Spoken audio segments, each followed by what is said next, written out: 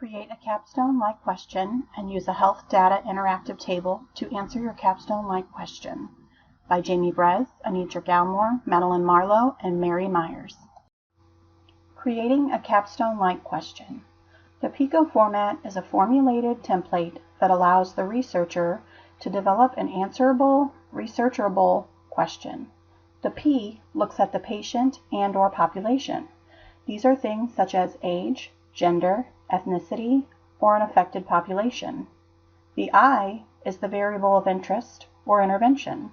This could include exposure to a disease, risk behavior, or prognostic factors. The C is our comparison or control. The control could include a placebo, absence of a risk factor, or prognostic factor B. The O is our outcome. This could be risk of disease, accuracy of diagnosis, or rate of occurrence. The T, which is optional, looks at the time it takes for the I to achieve the outcome or how long the population is observed. Taking all the recommendations of the PICO format into consideration, here is our capstone question. In African American women, 20 to 34 years old, located in the Midwest, are infant mortality rates impacted by women who received prenatal care during the first trimester compared to women who received no prenatal care?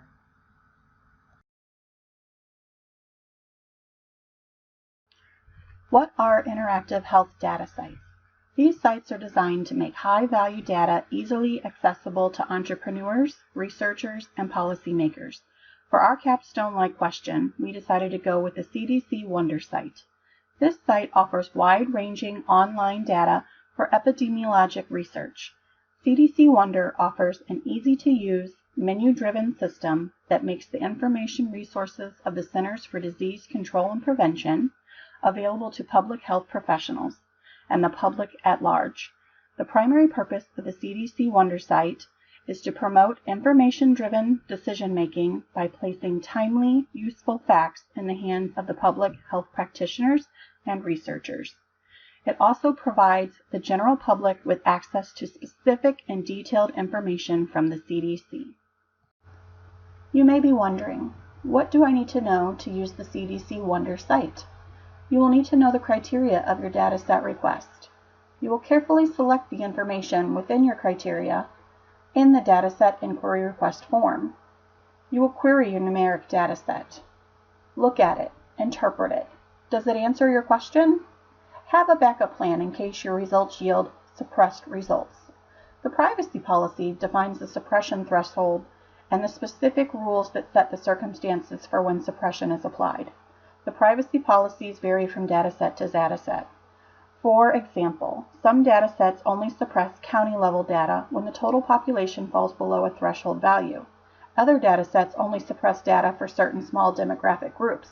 When a larger population, time period, or geographic area is selected, fewer values are likely to be suppressed. You will then export your information. Let's look at an example real quick. Here we are at the CDC Wonder site. This is a list of all the online databases. For our question, we want to look at mortality, specifically infant deaths. We'll click on infant deaths. Here we have the years. We want the most current information, so we'll go with the 2017. This is a data use restriction sheet. Read through the rules and you'll agree at the bottom. Now we have our information table. This is our census region. For our question, we looked at the Midwest, so we'll click on Census Region, Midwest. Scroll down a little further. We went with the mother single race, Black or African American. We'll click that link, and we also look at the age of the mother. We went with 20 to 34 years old. Click Control, select those that apply, and we'll move down the list. Here, we can see the months prenatal care began. For the first one, we will go with the first trimester, which includes first, second, and third months. Moving down the list, we want all causes of death for infants, so we will choose the ICD-10 cause for infants. Moving down further, age of infant death, we went from 1 to 364 days We will select all that apply. And finally, we want the most recent information. So year of death, we want to look at 2017. After all have been applied, we'll click Send. Our data is now being compiled. Here you can see in the Midwest, there was 568 deaths of infants from African American women of the 495,651 babies born in the Midwest, which equals a death rate of 1.15 per 1,000 infants. Here's just a screenshot of the other information offered at the bottom. Now we're going to go back and we're going to look at the information, same information, except for mothers who received no prenatal care. So our census region, we'll click Midwest. Mother single race, Black or African American. Age 20 to 34, select all that apply. Prenatal care, this is where it changes. We will select no prenatal care. We still want to select all the infant causes of death. We will then select the 1 to 364 days of life and the most current information, which is 2017. We will click Send and interpret our data. Here you can see in the Midwest, there were 92 deaths to African American women. 7,815 of them did not seek prenatal care, and 11.77 would be our data.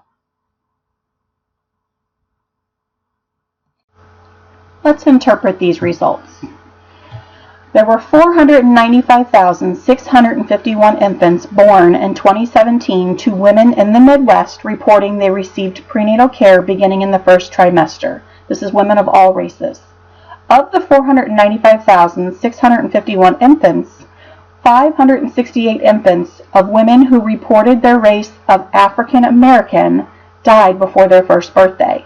This shows a 1.15 per 1,000 infant death rate in infants of African American women who received first trimester prenatal care.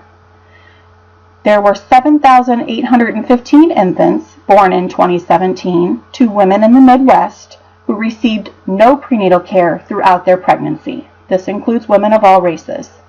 Of the 7,815 infants born, 92 infants of women who reported their race as African American died before their first birthday. This shows a 11.77 per 1,000 infant death rate in infants of African American women who received no prenatal care. You can see the difference is pretty big. Let's put it all together. Our capstone question, which asked in African American women, 20 to 34 years old, located in the Midwest, are infant mortality rates impacted by women who received prenatal care during the first trimester compared to women who received no prenatal care? Our answer, yes. The data showed infants of African American women who received no prenatal care were 10 times more likely to die before the first year of life than those mothers who began prenatal care in their first trimester. What do we do now that we've identified a disparity? We implement change. Healthy People 2020 has taken data, like what we just queried, and turned it into public health goals. How? They've encouraged collaborations across communities. They've empowered people to make informed health decisions. They measure impact of prevention activities. In 2010, Healthy People 2020 launched a set of ambitious goals with a 10-year plan for improving the nation's health. Healthy People 2020 has made reducing the rate of all infant deaths within 1 year a leading health indicator, or LHI. This has made this objective a high priority health issue. They have subsequently added increasing proportion of pregnant women who receive early and adequate prenatal care as an additional goal. According to the Healthy People 2020, the baseline in 2007 was 70.5% of pregnant females who received early and adequate prenatal care. Healthy People 2020 set a goal for a 10% improvement with a target goal of 77.6%.